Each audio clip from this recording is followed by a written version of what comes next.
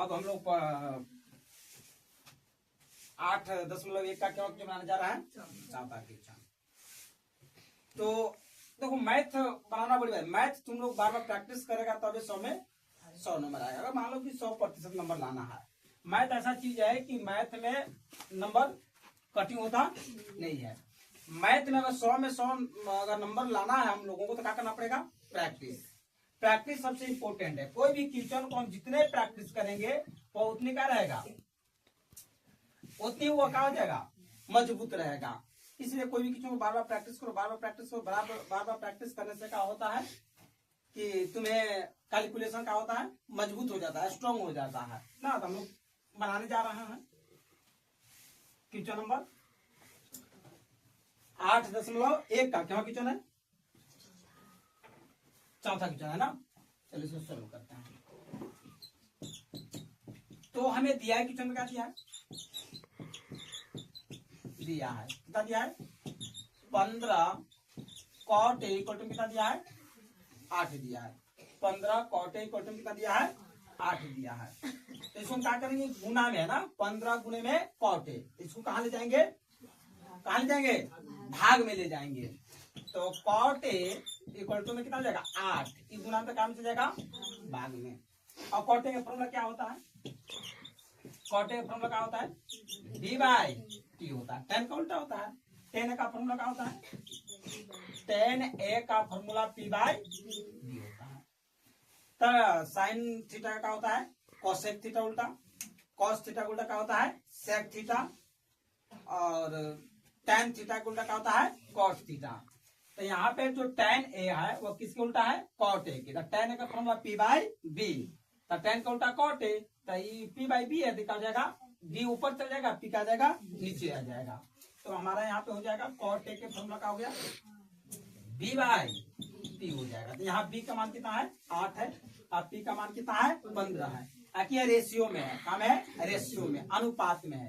तो सबसे पहले मान लेंगे, माना कि अनुपात कितना है x है। तो यहाँ पे b कितना लिख लेंगे, b का मान कितना लिखेंगे 8x हो गया, b का मान कितना हो गया 8x, और p का मान कितना हो गया 15x हो गया।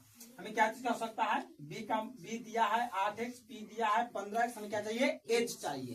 तो हम h निकालेंगे। तो यहाँ कर लेंगे, चूंकि h का फॉर्मूला क्या होता है, हाइपोटेनियस का फॉर्मूला क्या होता है p स्क्वायर प्लस में b स्क्वायर होता है। तो यहाँ पर कर लेंगे p स्क्वायर प्लस में b स्क्वायर।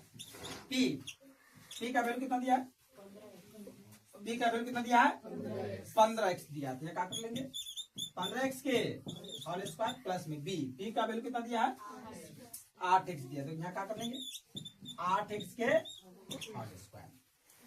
अब 15x का स्क्वायर का मतलब 15x गुने में 15x, कितना बार करेंगे 2 बार करेंगे। तो गुना करेंगे तो 15 गुने 15 करके कितना आएगा 225, और x गुने x करके आएगा x स्क्वायर आ जाएगा। यानी कि हमारा आगे इसमें 225 x स्क्वायर प्लस में, और 8x का स्क्वायर का मतलब क्या होता है 8x गुने 8x 2 बार, 8 8 64, x गुने x करके आएगा x स्क्वायर। हमारे पास कितना हो गया 8 8 64 x स्क्वायर। दोनों का कर लेंगे ना, जोड़ देंगे ना, 225 x स्क्वायर प्लस में 64 x स्क्वायर। तो दोनों को जोड़ेंगे तो कितना आएगा 289 x स्क्वायर। अब इसका क्या कर लेंगे, वर्गमूल से क्या निकालेंगे, बाहर निकालेंगे ना, कितना आएगा 17, कितना जाएगा 17। 289 का वर्गमूल निकालेंगे इस टाइप से। एक काम एक जाएगा, दूनी से गया 1 हो गया, 1 कितना हो जाएगा 2 हो जाएगा। 8 और 9 उतारेंगे तो यहाँ कितना जाएगा 7 बार में ना, इस टाइप से।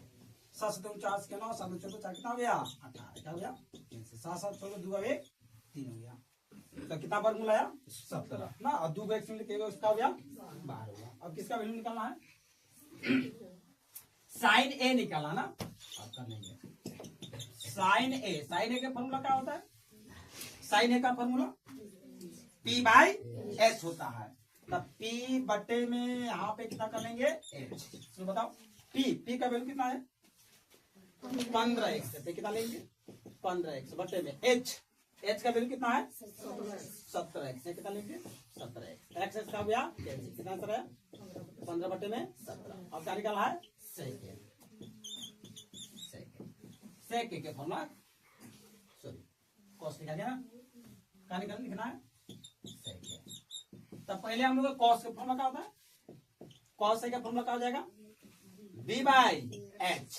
तो कॉस ए का उल्टा क्या होता है सेकेंड। एच कहाँ गया ऊपर और b का आया नीचे। तो h का मान कितना हमारे पास 17x।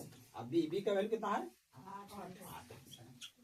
तो x का हो गया कैंसिल कितना 17 बटे में 8 ना।